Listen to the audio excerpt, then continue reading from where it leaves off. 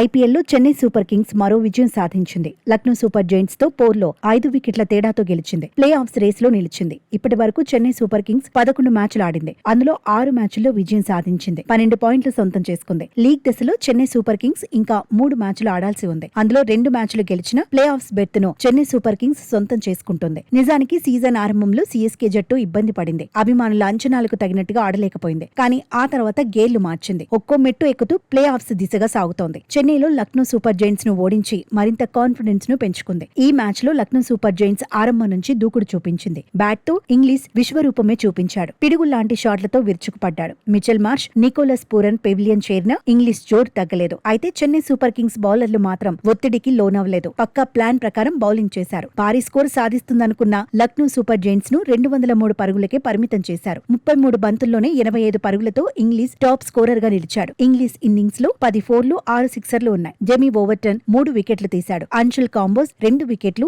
Noor Ahmed 1 wicket చొప్పున సాధించారు. ఆ తర్వాత టార్గెట్ చేజ్ లో చెన్నై సూపర్ కింగ్స్ అదరగొట్టేసింది. సంజు శాంసన్, రుతురాజ్ గైక్వాడ్ శుభారంభమే అందించారు. అయితే తొలి వికెట్ కు 45 పరుగులు జోడించాక శాంసన్ అవుట్ అయ్యాడు. శాంసన్ 28 పరుగులు సాధించాడు. ఈ దశలో ఉర్విల్ పటేల్ రెచ్చిపాడు. బౌలర్ ఎవరైనా ఉతికి పడేశాడు. 13 బంతుల్లోనే హాఫ్ సెంచరీ సాధించాడు. 23 బంతుల్లో 65 పరుగులు చేశాడు. ఉర్విల్ పటేల్ ఇన్నింగ్స్ లో 8 సిక్సర్లు 2 4లు ఉన్నాయి. అయితే యువ ప్లేయర్ అవుట్ అయ్యాక లక్నో సూపర్ జైంట్స్ ఒత్తిడి పెంచే ప్రయత్నం చేసింది. వరుసగా వికెట్లు తీసి ఒత్తిడి పెంచింది. కానీ శివం దుబై, ప్రశాంత్ వీర్ మ్యాచ్ ను ముగించేశారు. మరో 4 బంతులు మిగిలి ఉండగానే చెన్నై సూపర్ కింగ్స్ కు విజయాన్ని అందించారు. సీఎస్కే విజయంతో ప్లే ఆఫ్స్ రేస్ నుంచి లక్నో సూపర్ జైంట్స్ అవుట్ అయిపోయింది. 11 మ్యాచ్ల్లో 3 మ్యాచ్ల్లో మాత్రమే గెలిచింది. 8 మ్యాచ్ల్లో ఓడిపోయింది. 6 పాయింట్లతోనే సరిపెట్టుకుంది. చెన్నై మాత్రం పాయింట్ల పట్టికలో ముందంజ వేసింది.